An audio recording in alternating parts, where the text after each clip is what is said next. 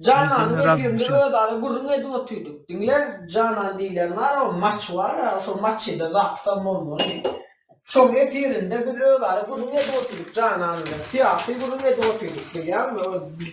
Deniz vardı, yine vardı. O bu bir yerlerden geldi deni. Bu sökmeye başladı bu olmam o. Ben antam kaldım o. Ne olundan bilmem aldım o. Özüm şok geçirdim biliyor musun? Men var ya bu Azat Kaytbaz deyilen itin ağzım tamoktum. Enayi gördüm şoğunum gelip söğününe var ya. Düşünüyor musun? Bu maha söktü. Dur Sultan'a yanaştı.